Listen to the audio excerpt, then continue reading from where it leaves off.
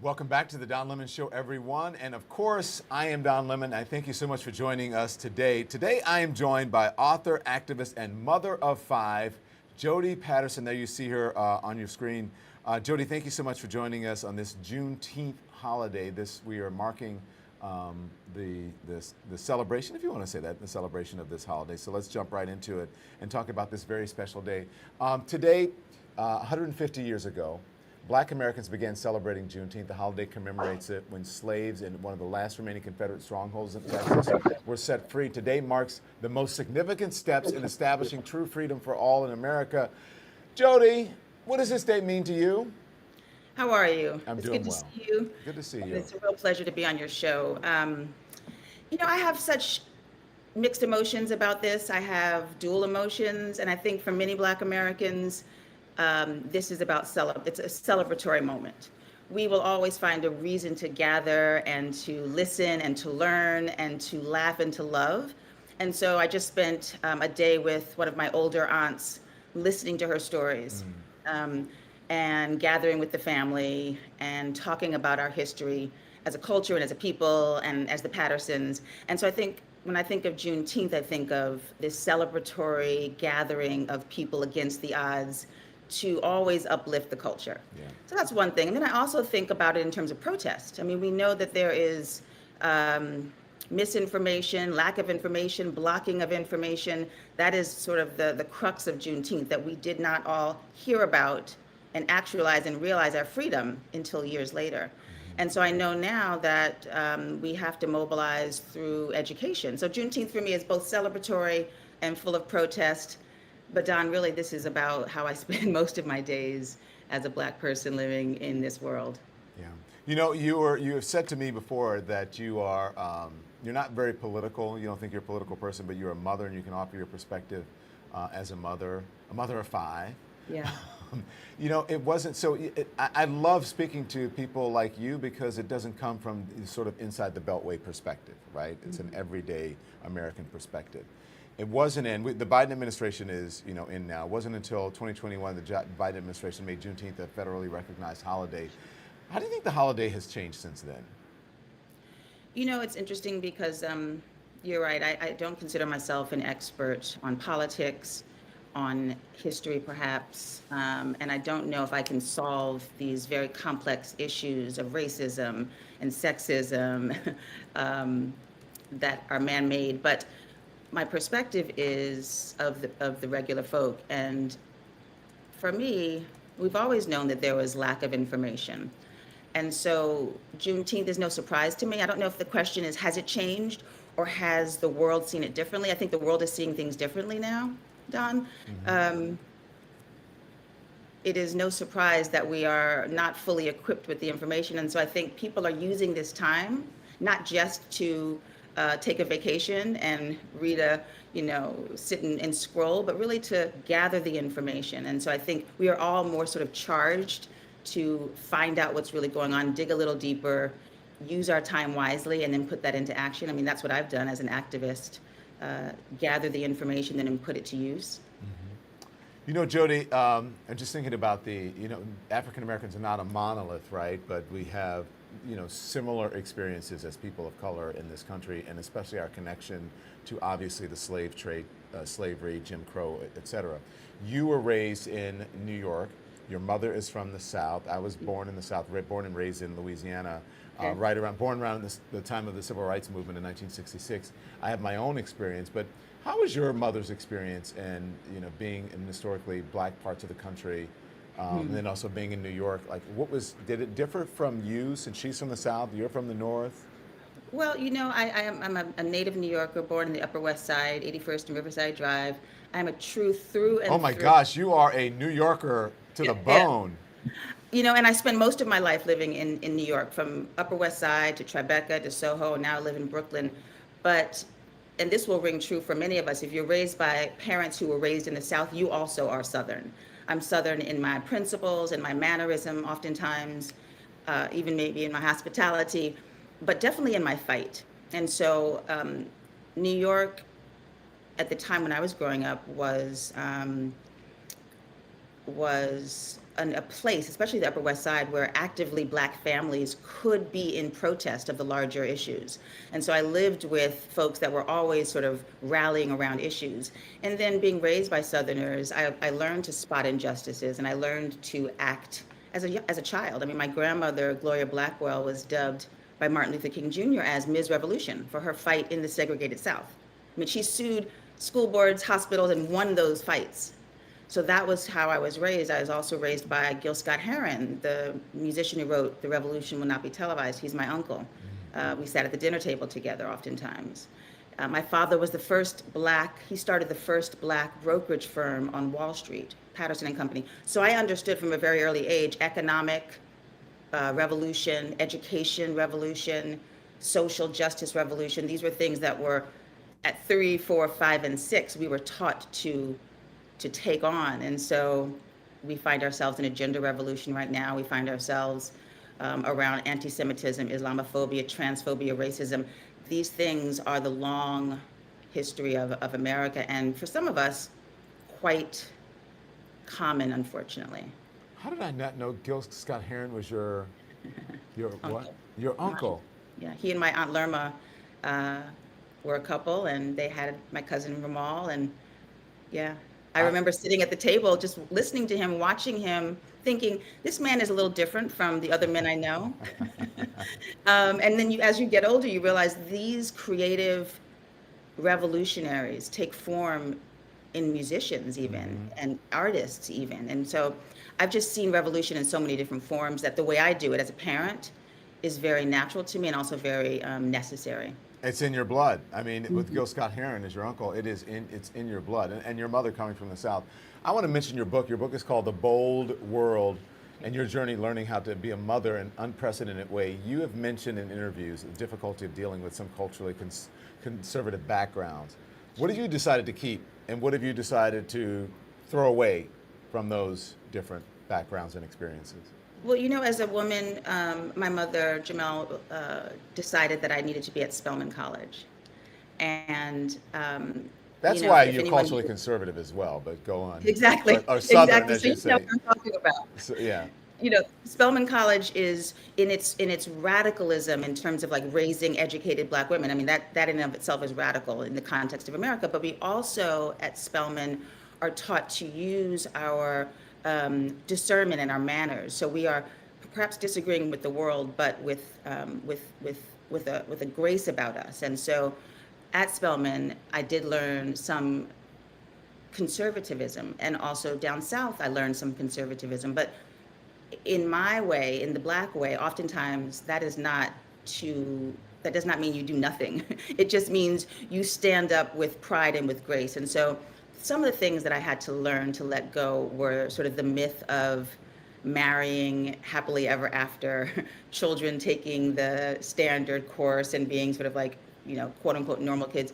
All of these things about the family that I learned growing up that were sort of conservative, they have not panned out specifically. And so the route that I'm taking as a mom now is to let my children determine who they are, and then I support them, even if it seems strange to me. Yeah.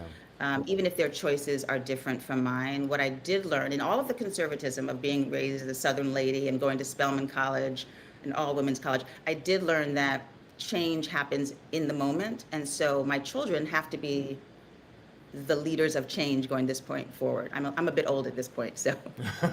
Wait, but did you do the whole debutante thing? And well, Spelman is a bit of a debutante thing in and of itself. New Yorkers don't necessarily do that, so I didn't do it at home. But when I got to Spelman, I had to learn to wear white gloves, a white dress, do my hair, put on a lipstick.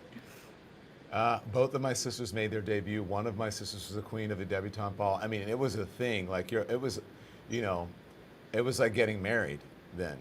Parents spent that much money and put that much effort into it, especially the moms. And I like tradition. I mean, this is the thing. A lot of times people think because I'm raising a queer family, because I work closely with organizations like the Human Rights Campaign to change the politics and to change the hearts and minds, they think I'm a contrarian at nature. And honestly, I am someone who loves tradition, and I see the value in tradition. But some things have to change. Yeah. So I'm not trying to dismantle the family. I'm just saying the families have to be expanded in their definition. Yeah, I want to talk to you about trans issues, right? Please. The T in LGBTQ, and you have I think a special relationship, and one that from your perch it offers you an insight and a perspective on the issue that not many people have, and so you can share your experience, and I think it will enlighten Would some love to. folks about it. And so, Yep. can you share your experience with the trans community, please, and then I'll ask a question. And I want to just start by saying thank you for the way that you introduced that, because you gave me the moment to explain it as I would like to explain Yeah. it. And these issues are sensitive because, as we know, the more visibility the trans community has, there has been an increase in violence. So visibility also brings violence. And so we have to be very thoughtful in the way we present this. I'm a cisgender person. I'm raising trans, queer, straight, transgender, all in my own household. There are many people I love that are trans. One of my children is trans, and I love him dearly, as we all can imagine as a mother. But I didn't know much about trans reality at all. So when my child said, "I'm not a girl, I'm a boy," I thought we were looking at a child who was angry. I thought we were looking at a child who wanted more respect. I thought I was looking at a child who maybe was so tuned into sexism that they as a young person could see the difference between how we were raising boys and girls in the house. I never thought transgender. It wasn't even a word I knew. But as time went by, it became more and more apparent that what my child was dealing with was less about circumstance. Because I tried everything, Don. I tried more love. I slowed down. I read more books. I gave deeper hugs. I changed the diet. I did everything a mom would do. But as time went by, this child became more and more sad, angry, abrasive to the world. And when you, as a parent, watch your child slip away from you emotionally and physically, didn't want to be near me, you go into action and in survival mode. And so one day I just asked the question, what is really wrong? Why are you so angry? We have everything in the family. And my child said, "Mama, because everyone thinks I'm a girl." And I'm not, I'm a boy. And I said, "Well, if you feel like a boy, you can do all the things boys do, play basketball, do good at math." And he goes, "No, Mama, I don't feel like a boy. I am a boy." And so I quickly understood, or over the course of months, understood he is transgender. I'm not trying to change him. I'm trying to change the mindset, because it was my limited mindset around gender being one of two things instead of fluid, which it is. Gender identity is quite fluid and diverse. And so I really have been working to help my community, Black families, understand trans as a natural, normal, healthy part of the human existence. And if the world catches on, that would be great as well. But you also, I found it interesting because you said it was also your connection to womanhood, right? You're a strong woman, and everything that you identified with as a woman, all of a sudden your son, who was anatomically, I hope I'm saying that correct, anatomically Yes. a girl, or female, I should say. Female. You said it was just foreign to you because you're like, wait, I'm so proud of being a woman, and he's not going to have that. And so you just didn't know how to deal with it. I grew up in a family of four sisters. I have a strong mom. I have a strong grandmother. I know my great-great-grandparents. We are, the culture in my family is very masculine proud and very feminine proud. And so I always loved being a woman. And then when my child said, "I don't want to be a woman, I want to be Papa," I thought I had failed as a mom to raise a proud child to be who they are. And the issue with that is I didn't understand how wide and expansive this human experience is. And so even if you don't understand the science around gender variance, which I don't really fully understand the science around it. I'm I so was glad you able said to- that.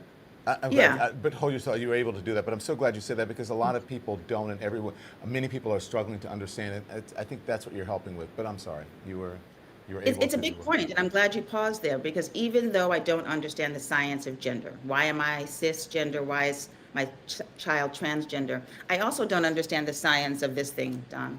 Like, I don't know how phones work, but I use them and I respect them, and I know that I they don't are. know how this thing works. This Yeah, computer right? on my desk, I have no idea. But we understand that they're here, and Yeah. we work with them, and we share life together. So I don't understand. I'm not a scientist, but I do know that my I understand humanity. Yeah. And I understand that life is more important than language. And so if I have to switch from saying she to he, boom, I did it. And my son is alive and he's thriving, by the way, graduated valedictorian, is now on competitive basketball teams, was a competitive karate athlete, What? focuses on math. I mean, he's preparing to go to college. He's an outstanding kid. This is what happens when you say, I believe you and I honor you and I support you. It changes from a very tragic story to a triumphant story. Can I ask you a question? Because this is a big issue now. Gosh, I didn't expect us to talk so much about it. But you said you were terrified, and correct me if I'm wrong, when your, how do you say this? Your Child. son, your child, was going to go through puberty and get a period, and that was traumatic for someone who's even cis. Yeah. But for someone who's trans, you know, what do you do? And so you went through that process, correct? I did. And you know, Don, And you I want have, to. you have some advice for folks. That's what I want to know. Yeah. So about 10 years ago, I was very afraid. I was afraid of puberty coming on. I was afraid of the world being hateful. I was afraid of a lot of things. And I want to tell you this at the beginning of the story. Today, I'm less afraid on many of those issues because I have more information. So I thought that, and I said this in a documentary that has now been 12 million views. I said, Wow. I am scared for my child to go through puberty because puberty for trans people is horrible. I made this blanket statement about how horrible it was for trans people. I can't speak for trans people, and it's not a monolithic experience. So my experience in my house is that puberty has been fantastic. So there are lots of routes that we can take. There are many different paths that we can take as trans folk or as people caring for trans folk. You can go on hormone therapy. You can choose not to. You can go on puberty blockers. You can choose not to. The idea that I want to put forward is that there's information out there to gather, and we can make very slow and steady decisions about how we manage our own bodies and how we help our children manage their bodies. And we don't have to jump into any answers. And I won't tell you what to do because my son's experience is different from everyone else's, but the options are there and there can be really great outcomes. I also want to say this, Don, and this is what really gets to me. It's very difficult for our trans children to receive hormone therapy, testosterone, estrogen, progesterone. It was quite easy for me as a woman going through menopause to get testosterone, estrogen, progesterone. So I want that to sink in that hormone therapy has been used in the cisgender community for women as examples going through menopause, but it is blocked from trans people. It's made very difficult for trans people to get the same hormone therapy. So we're really in a situation in America where we're deciding who gets hormone therapy or not, who gets to protect and support their bodies the way they want to. Who gets to decide that, though? And the question is, at what age? Is it the parent's decision? Is it the child's decision? Do you do it together? Like, how do you figure that? There's some regulations. I mean, no one is doing anything to young toddlers, of course. We're just talking and teaching and listening mostly to our young children. But as teenagers start to develop and their bodies start to develop, even before the trans issue came, we were offering puberty blockers to precocious puberty that was coming out in cisgender girls. So we were always offering puberty blockers. It wasn't until trans people started asking for puberty blockers that it became an issue. But this is happening, you know, in the middle to late teens that we're starting to put a pause on puberty if you need it. And then testosterone, estrogen, progesterone are happening after that. So nothing is happening early, nothing is happening quickly. Doctors, parents all want to take precautionary steps to make sure that they're making thoughtful decisions. So, Jodie, this whole idea about a 5-year-old is getting to decide about, that's not happening. It's not that's happening at all, BS, no. and that's political rhetoric. Can I ask you, because listen, the conversation that I would have with you would be a different conversation than that I would have with a child, which Sure. would be a different conversation than what I would have with, you know, a comedian or trans comedian, because I had trans comedian Flame Monroe on. And so we were joking back and forth, and I knew that some people would get upset about it, but she is a comedian. So, you know, depending on who you have the conversation with, you go where they go or what have you. So I have to ask you about this, okay? Because trans comedian, actress, and actress Lane Monroe was on the show a little while back. She mentioned that the queer community, she believes, is fighting for some of the wrong things, not all the wrong things, like restrooms, pronouns. How is it, and she's saying the push for acceptance is what she said. What do you think there? Is there some crossover here in tactics of the civil rights movement? I'm not sure of who this comedian is, and I haven't Yeah. heard it. She is but a I've trans comedian, but she says, you know, we're pushing too hard. We're forcing We're going people too to far. accept things. Yeah. I don't know if it's going too far, but we're forcing people to accept things when they're ready, that we need to go slower, that the fight is not all over pronouns, etc. What do you think?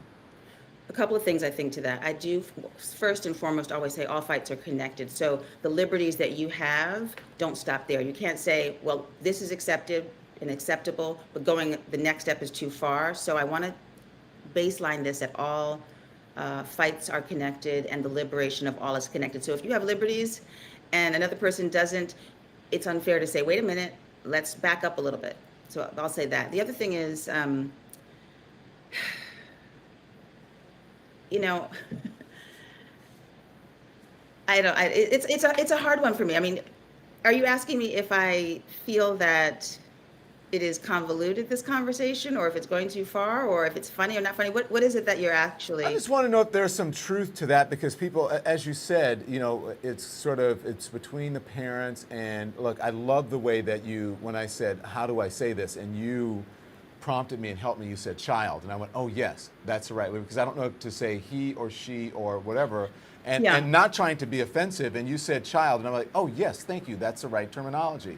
So I'm just wondering if there is some legitimacy in, you know, I don't know if it's pushing too forward or allowing people to understand and grow rather than I think just. there's room for mistakes, and I think there's room for growth. Yeah.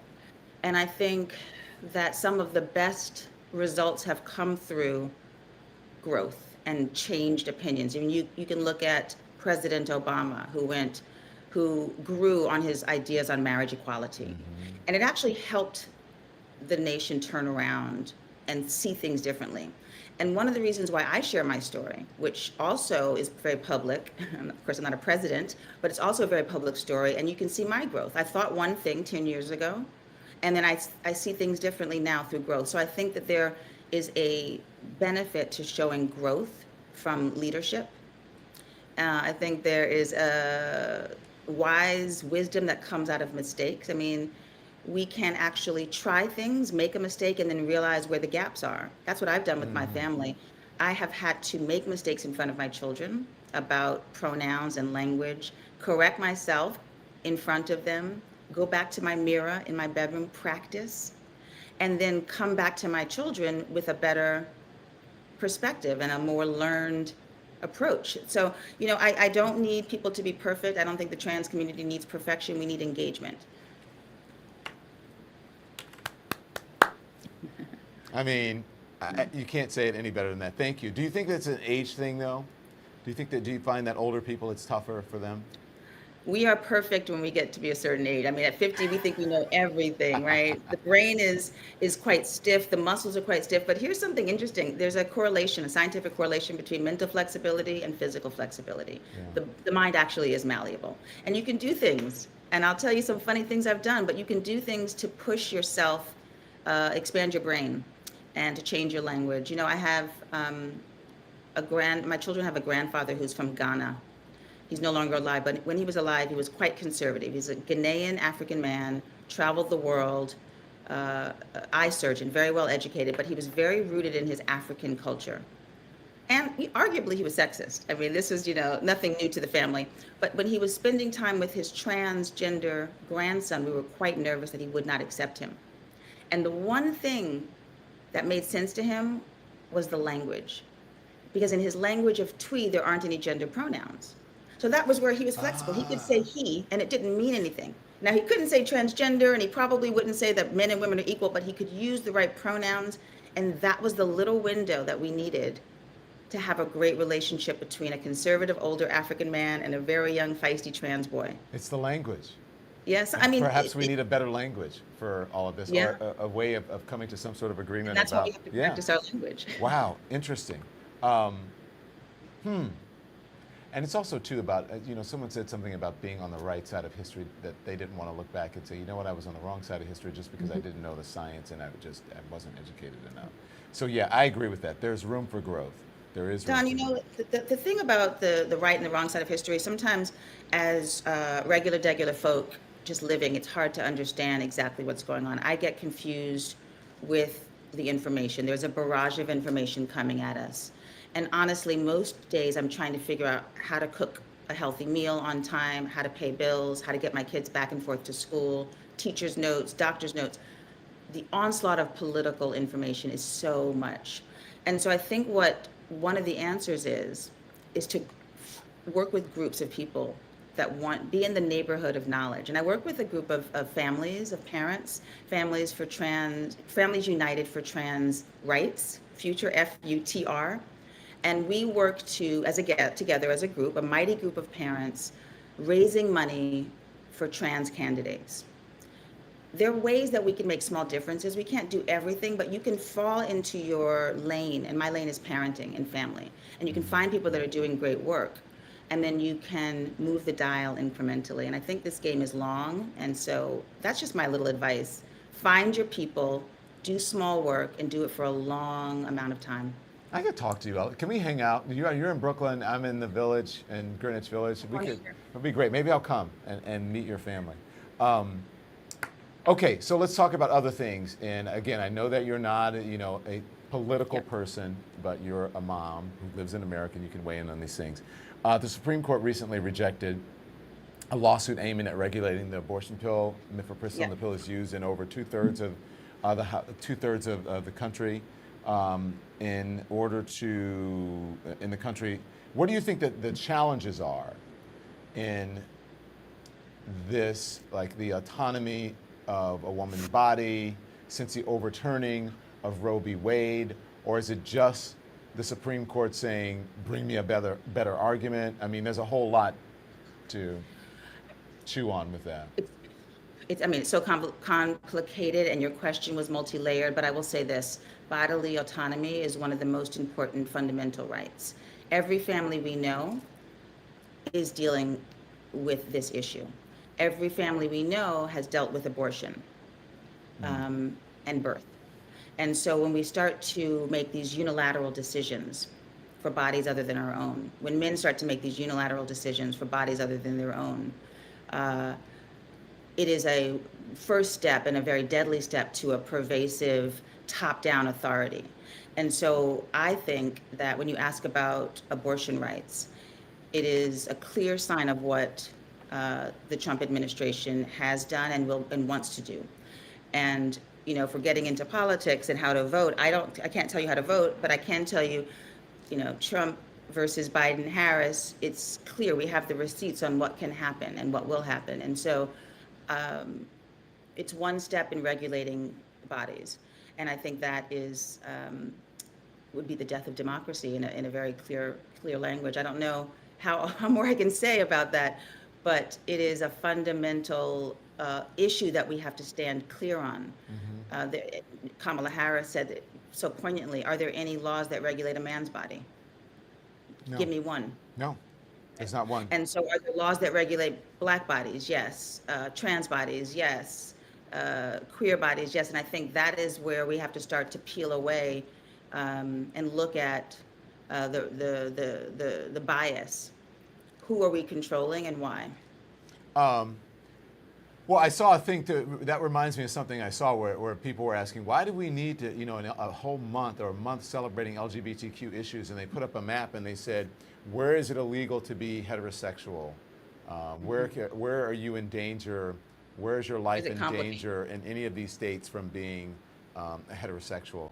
And there was zero. And they said, do you see any red anywhere? And it says no. Well, then there's the answer to your question.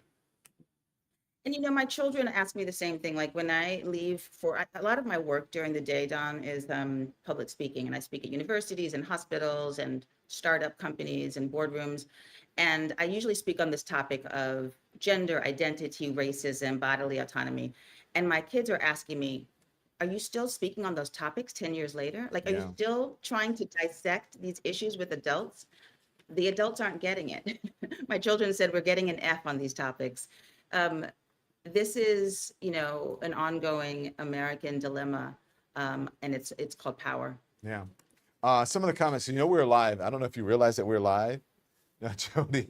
I'm paying no attention to that. Okay, Jody, we are live, and this is a nice surprise. Thank you, Don and Jody, because we're not usually live at this. Sometimes we're live, but not a lot. That was from Hamilton. Michelle McNeil says the Hawaiian community has long recognized gender fluidity prior to the rise of terminology and pronouns. Every family, says Lisa, yep, every family will have to or had to deal with this abortion issue. So they're Yes. agreeing with you right on.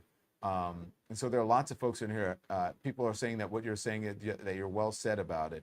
It's great to have everyone get a notification in time to catch this special today. So they're happy that this is on tremendously interesting conversation. Thank you for sharing, says Cheryl Gibson. So we do have people here who are listening and they're paying attention, even though we did not get much notice, but we have a lively group of people who are watching us. That has to make you feel Don, good that this people are speaks to interested in this. it does, and it reinforces the data that I know, which is we have 75 million equality voters in America. Yeah. So although we are very divided on issues, because we are a diverse community of Americans, we have different perspectives and different fundamental or different day-to-day lifestyles, but fundamentally there's 75 million equality voters. 1 in every 5 Gen Z identifies LGBT. The LGBT community is one of the fastest growing constituencies, right? 20 million Americans, adult Americans, are identifying as LGBT. And you can check my data, maybe it's changed a notch, but those are essentially the real numbers of how we collectively, when you peel back all the BS, how we really feel about our families, because in the end it is about humanity. So I know that this battle is difficult. And if we keep allowing like the little bits and pieces to confuse us, we will think that we are not winning. But in reality, we have a real shot at this election, but also at changing the culture for the better. Yeah. I want to talk about some other things that's happening in the zeitgeist. There's a ban on bump stocks for guns. It was recently struck down by the Supreme Court. I was chatting with, Rashad Robinson is a Color of Change. He's the president of Color of Change. I was speaking to him recently. I like him a lot. He said that the court sided with the mass shooters over the American people. Can you talk about how this decision in particular, that it is a threat to black and brown people, it's a threat to gay and trans people, black and brown gay and trans people, because FBI stats indicate that the vast majority of mass shootings are white, straight men, and a lot of them are because of, racism, homophobia, rage, transphobia. Yeah.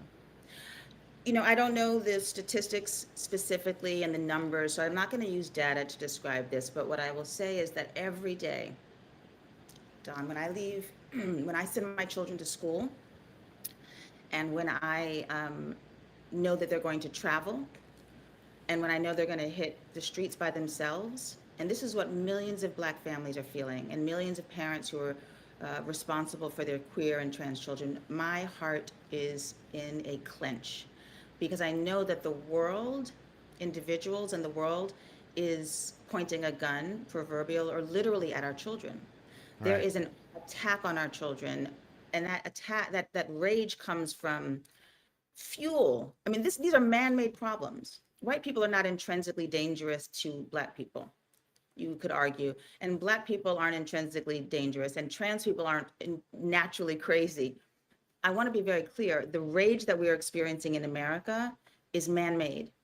And so when you look at the need for gun control, is because we have built fear and anger and aggression because of a larger plan. And I won't try to understand the whole psyche of this, but I do know that gun control is needed because of this man-made rage that then gets inflicted on the most vulnerable people: queer, trans, black, brown women.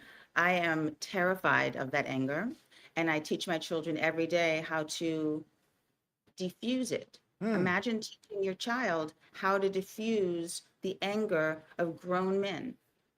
It's almost impossible. But I will also end by saying on this point, not in the conversation, but end on this point by saying, Don, you know this, we as Black folks have figured out ways to survive and to thrive with the backdrop of hatred. Look at Juneteenth, look at the Tulsa community, look at Black churches, look at HBCUs. There is this horrible truth of violence, and yet, yet and still, we are going to make the best of it and rise to the occasion and educate ourselves and live. Yeah. As you're here, I'm so used to, because of the show we do and we get feedback to multitasking, I'm listening to you, but I think it's important for people to be able to weigh in. And Carmen Simmons says, Jodie, engagement, you are so correct. Great interview, Don. People need to be engaged. Thanks for another wonderful episode that makes us smarter, says Dave S. DW says, I can't seem to find a lie here, 100%. Kyoko says, it's denial of health care. It's not a moral or religious issue. People are being denied health care. Evelyn Hook says, Jodie, that goes for every parent and grandparent, which is why I pray for God's protection each and every day. So, Jodie, you're making a difference. You're making a difference with all of this. You know, I do it because I think that there is a solution to the problems. That's how we were raised. I also see it in real data and progress. And I also see it in our children. So I was recently in Mexico City, and I was in a local outdoor market, and a young Mexican girl from Mexico City came up to me, ran up to me and hugged me and said, I've read your book and I watch your activism and thank you. So these messages, one of the good things with social media is that these messages, some of the good messages are being passed around and spread around, and that groundswell of liberation, it's happening. And that's what I tell parents. This might not make sense to you, and it might sound confusing, but it is happening, and we have to either ride it or be overthrown by it. And I don't want to be succumbed. So I'm going to ride this wave of liberation with the young people who are insisting on it at this point. Here's what I want to tell people. There are more than 1,200 queer elected officials nationwide. There have been some prominent trans politicians like Montana Rep. Zoe Zephyr, Delaware State Senator Sarah McBride. They're making a splash. Are there any other role models you think that we're missing here? Oh, sure. I mean, listen, the work I do with the Human Rights Campaign, I was their first Black chair, and I now sit on their board. And it's really important work. And if you had asked me 5 years ago which politicians, and to name a few, I probably wouldn't have been able to name some, but these have become some of my friends. So you mentioned Sarah McBride, Pete Buttigieg, Andrea Jenkins, Black trans woman in Minneapolis, Richie Torres, Laura Ashley Simmons in Texas. There are a lot of folks making a difference. Chiosei in New York, they're young, queer, older queer, Black and brown, elected or running for election folks that we need to support. And I think the reason is visibility matters. Yeah. Broadest voice. We have to hear things from the broadest context in order to make informed decisions. And so thank you for pointing out and giving me space to mention some of my friends. Okay, so here's the thing I think people are gonna find interesting. Are you throwing me a curveball here? No, but I want to leave some things. I want to leave with a light note for folks, because this is truly remarkable. You used to be a Big Apple Circus acrobat, right? How did you land that role? Do you miss doing it? Okay, I still do it in a sense. Okay, so I was a competitive gymnast. In my family, you had to pick a sport and you had to be good at it. My dad would say, if you can win on the tennis court, then you can win in life. You got to be smart and you got to be agile. You got to learn how to fall down and get the heck back up. And so we were competitive in my family. I was a competitive athlete specifically in gymnastics. And so I was gold medalist, et cetera. That flipped into working in the circus, the Big Apple Circus. So I was the acrobat on the top of the ladder of people sort of like flipping on top of each other. That little one. But I think, Don, one of the big things about this is we have to learn to be flexible, to fall down, to do difficult things, and to challenge ourselves, to twist and turn in this world. I don't mean that like lightly. I literally use my gymnastics and my circus acrobats to sort of contend with the world. That's crazy. But for being that high on a ladder, and you're still on a high perch now, and twisting and turning and falling could really hurt you. You can get hurt. Yeah, well, you got, well, that's fine. We're meant to do hard things. You also take calculated risks. And when you fall, usually someone's there to help you, or like the ground's not too low. You'll fall, you hurt yourself, you get back up. Hey, I have a friend, well, I have a friend now who's running the Big Apple Circus, and he used to be a Yeah. juggler. His name is Marty LaSalle. I don't know if you know Marty and Jake. They were Let's have Marty, you and me for dinner. Marty and Jake are twin brothers, and they used to be jugglers, and now Marty runs the Big Apple Circus. So, thank you, Jodie. It was a fascinating conversation. Happy Juneteenth to you and yours, all of your immediate family and your extended family. Okay. Thank you for inviting me on. Thank you for giving me this moment to like have some fun and to remember the things so that the rest of the week goes smoothly and on point. I Yeah. appreciate it. I appreciate it. And you're such a great mom. Thank you. You can click off. I'm going to talk to the audience just a little bit as we get. There's Jodie Patterson. She's an amazing woman. Jodie, mother of 5. So thank you guys. We came to you a little bit early today, but we're going to be back for our Live at 5 show. I just want to say, make sure you hit the thumbs up, make sure you hit the like button, and make sure you subscribe. We're on our way. We're almost at 180,000 subscribers, like really within just 20, 30, not very many. So make sure if you know someone, tell them to subscribe to our channel, and make sure you hit that thumbs up button. And we're going to see you back here live at 5. We have a very special show for you, another show. We're going to discuss Juneteenth, everything that you need to know about what's happening in the world. Just because it's a holiday doesn't mean that things aren't going on, and we'll discuss. So we'll see you back here at 5 o'clock Lemonation for the Don Lemon Show. All right, you Lemonheads, see you then.